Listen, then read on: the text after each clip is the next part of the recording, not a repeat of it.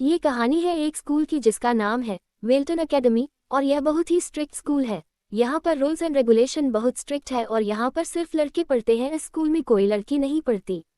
अब इसी स्कूल में एक नए बच्चे का एडमिशन होता है जिसका नाम होता है टोटेन रोशन और उसे नीलपेरी का रूममेट बनाया जाता है और नीलपेरी इस स्कूल का सबसे बेस्ट स्टूडेंट और बहुत ही होनहार स्टूडेंट होता है।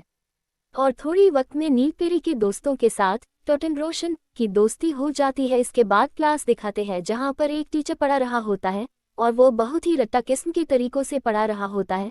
यानी वो 2 बोले तो 2 और 4 बोले तो 4 और राइट देखा तो राइट, लेफ्ट देखा तो लेफ्ट, जो टीचर ने बोला वही करना है। यहाँ के स्टूडेंट भी ऐसा ही होते हैं, जो टीचर बोला वही करना है और पूरे डिसिप्लिन में रहना है। इसके बाद ये दिखाते हैं कि एक नए टीचर की एंट्री होती है जो इनका इंग्लिश का टीचर होता है और आज इस टीचर की स्कूल में इनकी क्लास में पहली क्लास है और वह सीटी बजाता हुआ आता है जो बच्चों को बहुत अजीब लगता है। वो आगे की दरवाजे से एंट्री करता है और क्लास से होते हुए पीछे के दरवाजे से निकल जाता है। सब बच्चे बोलते हैं ये क्या हुआ, ये कौन था। तभी एक कदम पीछे आता है और कहता है चलो, और सब क्लास छोड़कर उसके पीछे पीछे बाहर चले जाते हैं। बाहर आने के बाद सबसे पहली लाइन जो टीचर बोलता है वह है ओ कैप्टन माय कैप्टन। टीचर पूछता है किसी को पता है ये लाइन कहाँ से आई है। वो बोलता है वॉल्ट विटमैन जो पोएट्रिक्स राइटर है, उन्होंने ये अब्राहम लिंकन के लिए लिखी थी। वो बोलता है कि मेरा नाम कीटिंग है, अगर तुम्हारे अंदर हिम्मत और डेयरिंग है तो तुम मुझे ओ कैप्टन माय कैप्टन कह सकते हो। इस बात पर सब हंसते हैं। इसके बाद उनमें से एक लड़के को एक पोयम पढ़ने के लिए बोलता है और ये पोयम होती है। इसके बाद उसने पूछता है कि राइटर ने ये लाइंस क्यों यूज़ किए जो पोयम उसने अभी पढ़ी होती है। उनमें से एक लड़का मजाक करता है, बोलता क्योंकि वो जल्दी में था। कीटिंग ने उसके मजाक का मजाक में जवाब देता है और वह बोलता है कि नहीं, राइटर ने इसलिए लिखी है क्योंकि वह समझाना चाहता है। को बोलता है कि पोएट्री बुक का इंट्रोडक्शन पेज पढ़ो और पेरी उसे पढ़ता है, बहुत अच्छे से पढ़ता है। कीटिंग बोलता है वेरी गुड। वो कहता है कि इस पेज को सब बच्चे फाड़ो। सब उसे हैरानी से देखते हैं ये क्या बोल रहे हैं, लेकिन वो बोलता है कि मैं सीरीज बोल रहा हूँ। इसके बाद सब बच्चे उस पेज को फाड़ना शुरू कर देते हैं और वहाँ पर शोर भी होना शुरू हो जाता है जो कि इस स्कूल में बहुत ही अनयूजुअल है। तभी वहाँ पर दूसरे क्लास का टीचर भी आ जाता है। उस वक्त कीटिंग वहाँ पर नहीं होता, वो डस्टबिन लाने गया होता है। सब बच्चे उस टीचर को देखकर चुप हो जाते हैं। तभी कीटिंग भी वहाँ आ जाता है। वो टीचर बोलते हैं क्या आप इस क्लास में थे। हाँ, मैं इसी क्लास में हूँ। वो बड़ी हैरानी से देखता है और कीटिंग अभी भी उसी मुंड में होता है और बच्चों को बोलता है कि कागज़ उसमें डालो। इसके बाद वो लॉजिक बताता है कि मैंने क्योंकि बोला तुम्हें इंट्रोडक्शन पेज को फाड़ना है, क्योंकि इंट्रोडक्शन पेज में पोएट्री को रेटिंग देने के लिए एक फॉर्मूला को समझाया होता है जो कि सही नहीं होता, क्योंकि पोएट्री एक ऐसी चीज़ है जिसे रेट नहीं कर सकते। और इसलिए कीटिंग अपने सारे स्टूडेंट को ये बोला होता है कि इस पेज को फाड़ दो। कीटिंग उन्हें ये बताते हैं कि हम पोएट्री इसलिए पते लिखते नहीं है कि ये बहुत अच्छी है, बल्कि हम इसलिए पढ़ते हैं क्योंकि हम इंसान हैं और इंसान धैर्य और भावना से भरा हुआ है। लॉ, बिजनेस और इंजीनियरिंग वो सब अलग है, वो सब जिंदगी जीने के लिए ज़रूरी है, पर पोएट्री इसमें रोमांस है, प्यार है, खूबसूरती है और ये हमें सच में जिंदा रखती है। इसके बाद मिस्टर कीटिंग सब बच्चों को एक क्लास में चलने के लिए कहते हैं। जब क्लास में जा रहे होते हैं तो 3 बच्चों को मिस्टर कीटिंग बोलते हैं तुम अलग तरीका से चलो। तो उन तीनों को बहुत ही फनी स्टाइल से चलते देखकर सब बच्चे हंसते हुए उनके कदमों के साथ थाली बजाना शुरू कर देते हैं। मिस्टर कीटिंग बोलते हैं कि तुम अपने आप से पूछो कि जब ये चल रहे थे तो तुमने थाली बजाना क्यों शुरू किया। वो कहते हैं कि हमें जिंदगी में सही है या गलत, हमें उस चीज़ को समझना चाहिए। दूसरे इससे क्या सोचते हैं इससे हमें कोई फर्क नहीं पड़ना चाहिए। दरअसल मिस्टर कीटिंग इन्हें जिंदगी जीने का, जिंदगी को एक अलग नज़र से देखने का, उसे समझने का एक तरीका बता रहे होते हैं। और जब ये कर रहे होते हैं तो ऊपर से हेडमास्टर ये सब कुछ देख रहे होते हैं और ये हेडमास्टर बहुत स्ट्रिक्ट होते हैं। वो नहीं चाहते कि यहाँ पर कोई भी रूल तोड़े और ये भी उनके रूल के खिलाफ होता है। अब वहाँ पर जितने भी स्टूडेंट होते हैं उन्हें पता चलता है कि जब यहाँ पर मिस्टर कीटिंग खुद स्टूडेंट थे तो उनकी एक सोसाइटी थी जिसका नाम था डेड पोएट सोसाइटी। लेकिन इस बारे में स्कूल को कुछ भी नहीं पता था क्योंकि स्कूल में इस चीज़ की इजाज़त नहीं देता। ये पता चलने के बाद वो दोबारा से डेड पोएट सोसाइटी शुरू करते हैं। इसके लिए वो गुफा में जाते हैं। वहाँ पर जाकर वो अपनी पोएट्री, कविता पढ़ते हैं, किताबों की पोएट्री पढ़ते हैं, एक दूसरे की सोच के बारे में बात करते हैं। हालांकि इस बारे में स्कूल को कुछ भी पता नहीं होता। अगर स्कूल को इस बारे में पता चला तो शायद उन्हें स्कूल से निकाल दिया जाए। धीरे धीरे वक्त आगे बढ़ता है और कीटिंग के पढ़ाने के तरीके से और डेड पोएट सोसाइटी के वजह से सारे बच्चों की ज़िंदगी में, उनकी सोच में बहुत बदलाव आता है। अब वो अपनी जिंदगी को अपनी तरह से देखते हैं और इसी बीच नील, एक स्टूडेंट को ये पता चलता है कि उसे एक्टिंग से बहुत प्यार है। उसे स्कूल की एक प्ले में काम भी मिल जाता है, लेकिन उसके पिता बिल्कुल नहीं चाहते कि वह एक्टिंग में जाए। वहीं दूसरी तरफ मिस्टर कीटिंग इन सब बच्चों को पढ़ाई के साथ साथ जिंदगी के बारे में बहुत कुछ बता रहे होते। एक बार पढ़ाते पढ़ाते मिस्टर कीटिंग अपने टेबल पर चढ़ के खड़े हो जाते हैं और उनसे पूछते हैं कि तुमको पता है मैं इसके ऊपर क्यों खड़ा हुआ। उनमें से एक बोलता है ताकि आप लंबे देख सको। दरअसल वो मजाक करता है और मिस्टर कीटिंग उसका मजाक का मजाक में जवाब देते हैं। इसके बाद बताते हैं कि मैं इसलिए खड़ा हुआ ताकि मैं चीज़ों को एक अलग नजरिए से देख सकूं। इसके बाद मिस्टर कीटिंग सबको बोलते हैं कि तुम भी इसके ऊपर खड़े होकर देखो, और वो सब उसके ऊपर एक एक करके खड़े होते हैं और उन चीज़ों को सब अलग नजरिए से देखते हैं। दरअसल मिस्टर कीटिंग उनको ये समझा रहे होते हैं कि जिंदगी को हमें एक ही नज़र से नहीं देखना चाहिए, उसे अलग अलग नज़रिए से देखना चाहिए, अपने हिसाब से देखना चाहिए। मिस्टर कीटिंग के पढ़ाने की तरीकों की वजह से और डेड पोएट्स सोसाइटी की वजह से काफ़ी हद तक इन सब स्टूडेंट का नज़रिया जिंदगी के प्रति बदल चुका है।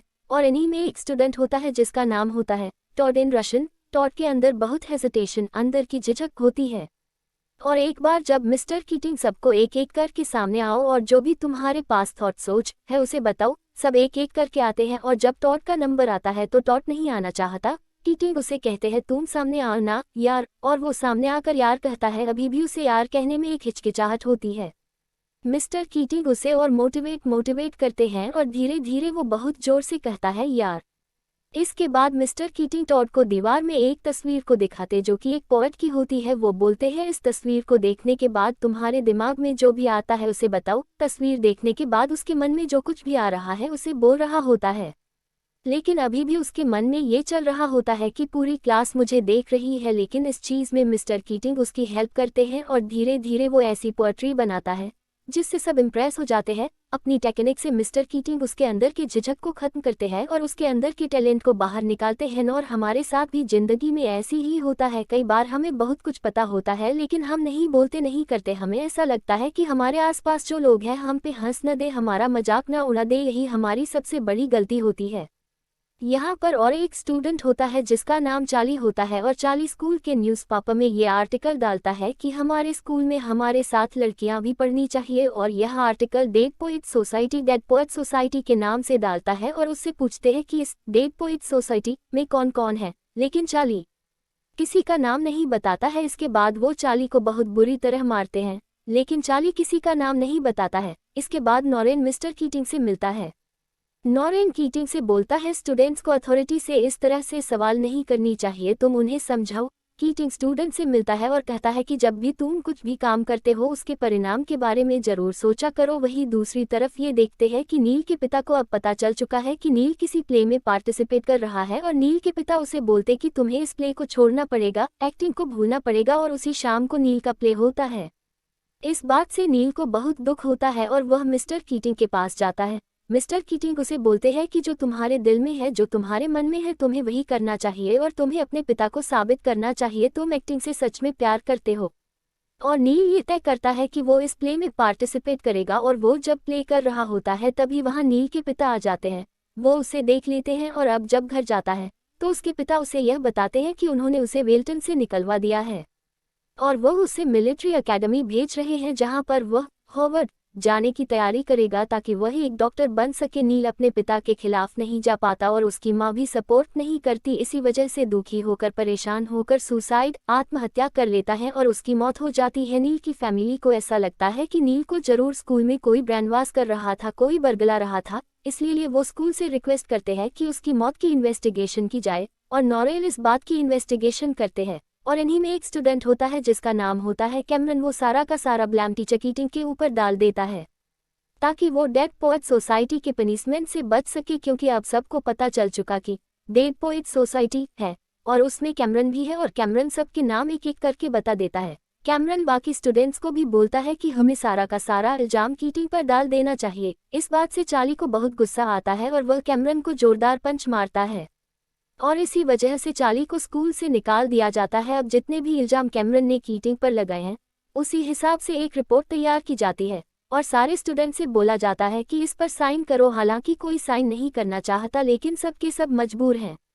लेकिन जब टॉडन की बारी आती है वो साइन नहीं करना चाहता, लेकिन फिर मजबूरी में आकर उसे भी साइन करने पड़ते हैं। अब मिस्टर कीटिंग को जॉब से निकाल दिया जाता है और मिस्टर नॉरेन जो हेडमास्टर है वो इंग्लिश पढ़ाना शुरू कर देते हैं, क्योंकि वो हेडमास्टर बनने से पहले वो इंग्लिश के टीचर ही थे। और वो जब इंग्लिश पढ़ाने के लिए क्लास में आते तो एक बच्चे से बोलते कि तुम इंट्रोडक्शन पेज पढ़ो, वह बोलते कि हमने वो पेज फाड़ दिया है। वो बोलते हैं किसी और से बुक ले लो, वो बोलते हैं हमने सबके सब फाड़ दिया है। इसके बाद हेडमास्टर उसे अपने किताब देते हैं और बोलते हैं इस पेज को पढ़ो। वो पढ़ना शुरू करता है और उसी वक्त मिस्टर कीटिंग भी अंदर होते जो अपना सामान लेके जा रहे होते हैं। और जब अपना सामान लेकर जा रहे होते तभी टॉडन खड़ा हो जाता है और वह बोलता सो हमें मजबूर किया गया था साइन करने के लिए, पता नहीं आपको विश्वास होगा कि नहीं। मिस्टर कीटिंग बोलते कि मुझे तुम पर विश्वास है। तभी मिस्टर नॉरेन टॉड से कहते हैं चुपचाप बैठ जाओ टॉड। टॉड बोलता है कि इनकी कोई गलती नहीं थी। मिस्टर नॉरेन बोलते हैं कि अगर कोई भी इस क्लास में एक भी शब्द बोला मैं उसे वेल्टन स्कूल से निकाल दूंगा।